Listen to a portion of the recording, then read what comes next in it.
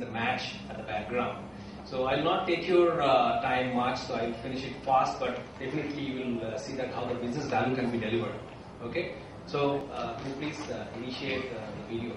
So what I'll do is we'll initiate my session with a short video.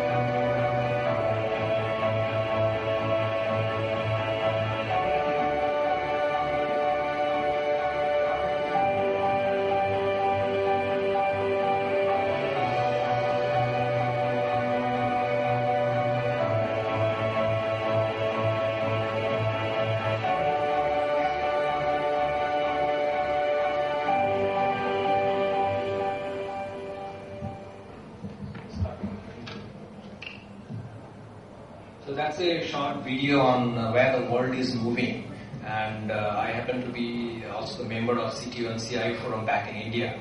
And apart from Cisco, when I meet these guys over a forum like this, we do talk about technology, but most of the forums, we discuss about challenges which is being faced by people like you.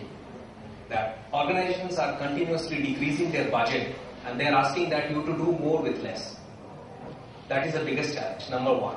Number two is that how do you encourage the new force, the workforce, to get into your work environment? That is another big challenge. So what we'll see is, through this presentation, we'll see that what are the major challenges we have in terms of data center and growth of our business, and what is the challenge we have from the technology aspect of it. So here you can see that there are business agility is one of the demand from the business, that we should be more fast. You have to keep your system up and running 24/7. You have to be present globally across the world whenever the service is required, wherever the service is required.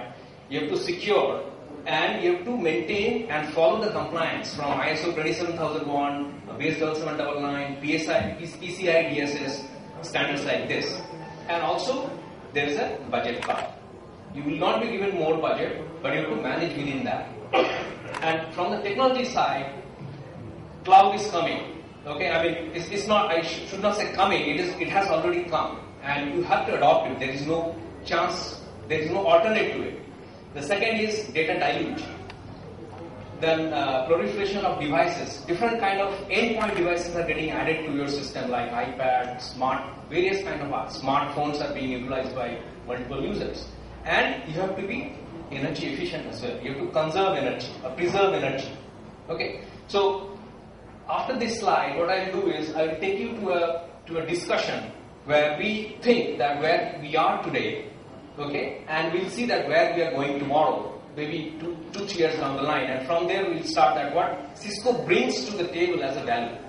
Because our topic today is business value, so I will not stress on technology today. We will see that how Cisco delivers the value to the business across the platform.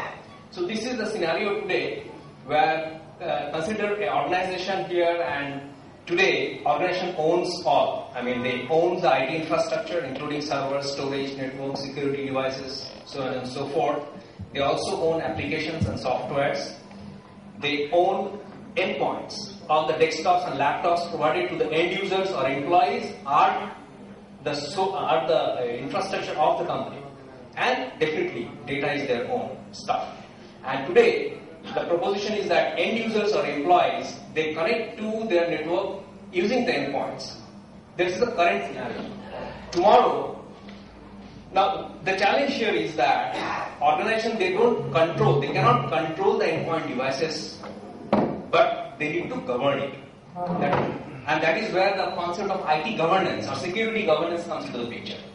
Okay, so going forward, it will be very, very challenging for all the CIOs and CTOs to control and govern the endpoints. And that is where the focus is.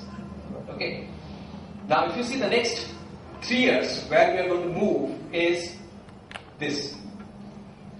Organizations will own only the data. And they will outsource all these things. It is already, people are doing it. When I talk in this kind of forums back in India and other places, people ask me how to create private cloud. Give us some consulting, give us some suggestions, give us some guidelines. Okay, so private cloud is already there. People are doing it, people are building it. And end users, they want to make free. You bring your own device, and that is why there is a term called BYOD, bring your own device. That has already came to the picture. People are bringing their devices, okay, and they are accessing corporate information on those devices from anywhere and anytime. And this is the scenario which is going to happen tomorrow. Now, what is most important for CIO and CTO in this particular environment is that you outsource all these things, okay? At the same time, you maintain the same kind of compliance, security, accessibility, privilege, and sanity to the data, yet you are growing the business. How do you do it? Okay, so let's see what is Cisco's proposition to enable this kind of environment. Now, little bit of statistics I want to highlight that where the major chunk of money you are spending. If you can relate it to it, that's good. Let me know if you think otherwise. See, if you see this pie chart, almost 50%, little bit more, is spent on people and software. People means, workforce, the IT force, the operations force, and all those things. Rest, 12%, almost close to that, is spent on energy, which is not doing anything, just keeping the servers and devices up and running. It is mandatory. But Cisco's point is, can we reduce the cost here in the manpower, in the software, in the power? Can we do something innovative? Okay? With that thought, we proceed. We went ahead 3 years back, and then we got a solution. We'll discuss about that. The next statistics is, if you carefully look at this, there are power cooling expenses, which is almost static after some time. If you see the server spending, which is also static, in a couple of years, 5 years, 10 years, hardware cost has not gone up. It has came down. Okay, so there is no challenge on hardware purchasing. The challenge is, see the purple bar. It is increasing gradually. See the rise over a period of time. That is the maintenance and management of IT infrastructure. And where it started picking up is this area. That is when we started virtualizing the server. Till date, when the servers were individually managed, that means one server is mapped to one application. People are comfortable. But the moment you are virtualizing the server, one server hosting multiple applications database, there the challenge begins. There you need more maintenance capability, more administrative capability, and that is where the cost is shooting up. Okay, so these are all published by Gartner and IDC. These are public data, you can go and check.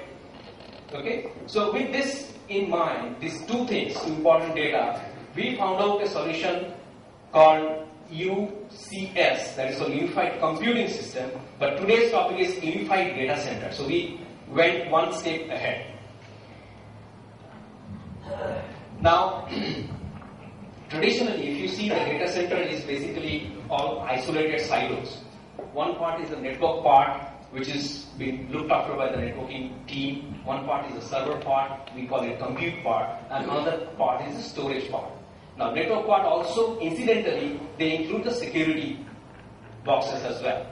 So, what we say and we deliver is that we unified all these three. Now, what is the advantage of unification? The advantage of unification is that you create a fabric of devices which can be intelligently managed from layer 2. If you can recall that layer 2 is basically connectivity. There is not much intelligence. But what we did is we put in a lot of intelligence at layer 2 so that on that layer you can manage across data center. So that is the benefit of unification. We'll see more on that. Then what we did is modular stateless computing system. So that all the devices which you are unifying in terms of servers and compute can be managed from a single location or single device. And what is the advantage of that? That fast provisioning. Today, if you can think that how long it takes to build a server for a particular application. 2 weeks, 3 weeks, 4 weeks, 5 weeks, 8 weeks. Okay? Buying the server, installing it, okay, and then configuring it, putting it into production. Probably it takes 2 months, even more than that. But the moment you go into modular stateless computing environment and unify it, it will take only 5 minutes. So that is the advantage. You are not changing the hardware, you are not changing anything, you are just changing the platform. The way, you are changing the thought process. That's all. Third is automated resource management. You configure the server much before the server as a hardware has arrived at your premises. That is the beauty of unification. Today what do you do? How do you configure the server? When the server is physically available at your data center, then only you are able to configure the server for a particular application. What if I give you an option that you configure your server when you ordered your server? The moment your server is connected, it is configured automatically. You don't have to put much resources there. Okay? How do you replicate a server configuration? Today, you have to do entire thing again and again. You follow a document. This is how the Oracle financial server is configured, the SAP server is configured, and then you repeat those tasks again and again. What if you create a template and just copy paste it, and the server is created? And when I say server, that includes even the BIOS information, the MAC address, the IP address pool, and all the hardware details. Okay, so that is what the power of unification. So we developed what? Unified fabric. We'll see after this slide. Unified computing and unified management. So this is how we build our unified data center story. Now, when you see fabric computing, I think you must be aware about grid computing. Right? The grid computing is used for high-speed mathematical calculations. And essentially, in grid computing, what is utilized as a collaborative effect is the CPU of multiple computers. Okay, where you need huge amount of computing power to compute a particular mathematics like weather forecasting or some kind of missile technology or space technology, something like that. But grid computing is not suitable for enterprise like you are driving, you are working. What you need is a fabric computing where multiple devices are connected through network and they can be uniquely managed from a single source. Like today, when you manage a server from a particular application, say CA Unicenter, can you manage a router? Can you manage a firewalls from the same application? Right? Okay, you cannot. So, fabric computing gives you that platform where you can use a single tool to manage all the devices which is connected to your network, irrespective of the OEMs. Okay? So, now there was a forum, this is again from Gartner 2011, where Gartner asked questions that which vendor would you perceive to be the most competent to deliver on a fabric-based strategy in your enterprise? So the first thing which came to everybody's mind was Cisco. So you can validate this record. When you go to this particular site, it is a public information. It is there. So that is a kind of tremendous value which has been shown to Cisco's thought process and thought leadership, which brought us to this particular level. Okay, so people are expecting, enterprises are talking to us that what we can do more to grow our business without investing much. Can we do something? So, looking at that demand in the market, what we did is we did a couple of innovations in the data center space. Let's see, this is a small slide. So what we did is we developed Nexus, which is a data center switch. Today it can give you 10 gig per port.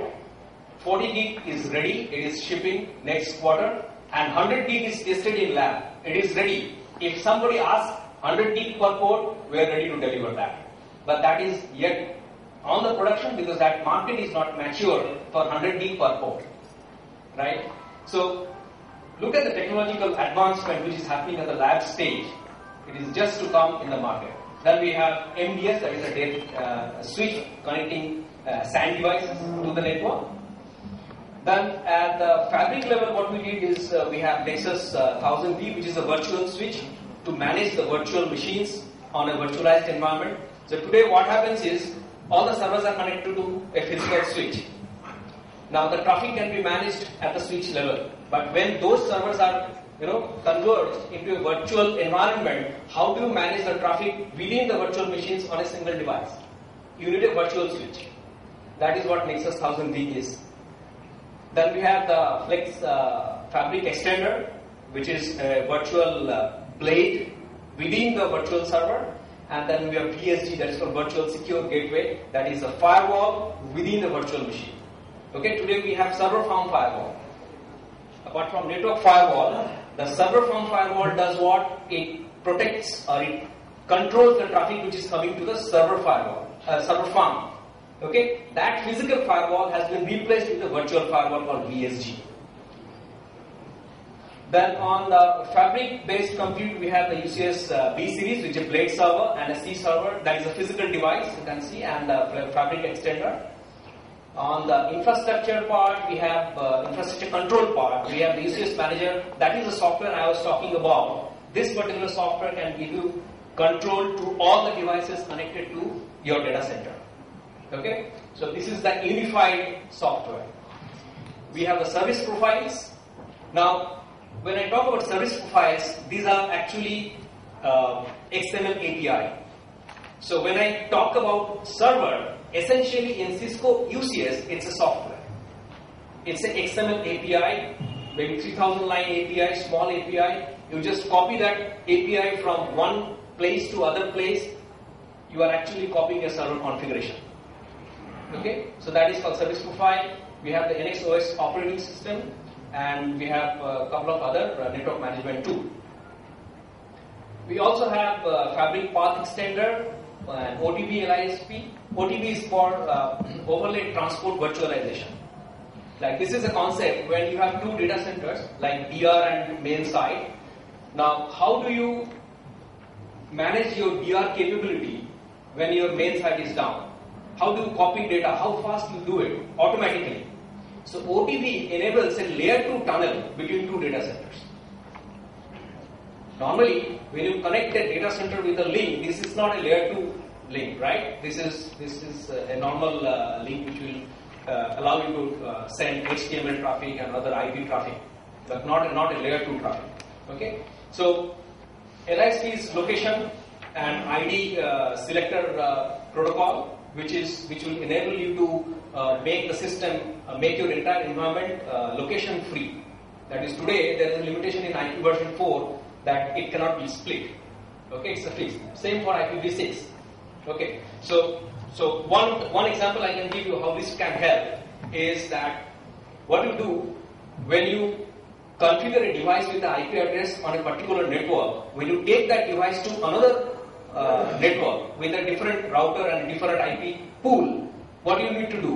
You need to reconfigure that device with the IP address, right? But with Lisp, you don't have to do this. It is independent. Okay, so there is a router locator. The moment you search that device, it will tell you which router it is connected to. You don't have to change any configuration. That is what the Lisp power is. There are more, but this is one example.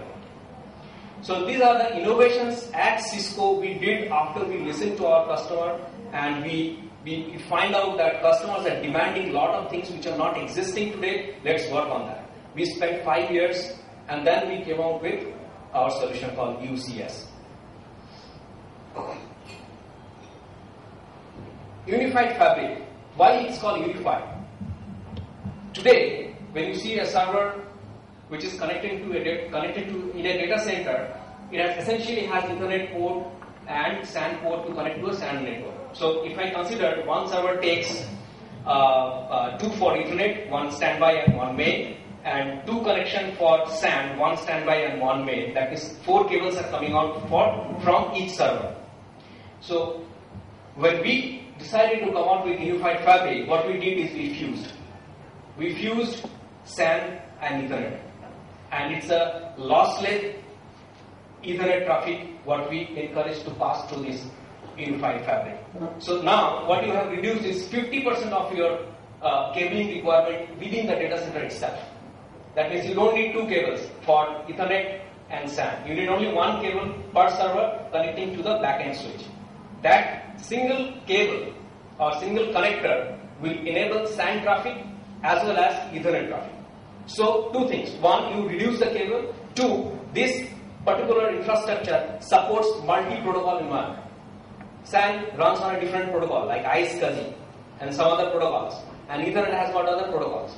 Ethernet itself, which is collision detection kind of environment. Okay, so same cable, 2 different protocols running at the same time. And not only that, you can dynamically allocate the bandwidth. One cable giving you 10 gig capability, you can dynamically allocate 2 gig for SAN and remaining 8 gig for normal data traffic. After 6 p.m., when the users are not there, you want to increase the volume of data backup, you allocate dynamically. Again, that can be based on schedule, on the weekly schedule or timely schedule. You can again, automatically system will allocate 8 gig to backup and 2 gig for user. Okay, so this kind of automatic bandwidth allocation is possible. So converging Ethernet and SAN, scaling, you can scale across geography using Unified Fabric, and intelligence. It has built-in intelligence for traffic pattern. Is it a video traffic or a voice traffic or a data traffic, and how to behave with that traffic. So all are built into this. Next is the system itself, the UCS system. So UCS, what we essentially call is a cluster of virtualized server. You don't see this as a rack of servers. Okay, this entire box or all combination of rack is a single server. Okay, and you can configure it into multiple virtual. All they are built into this platform from ground up.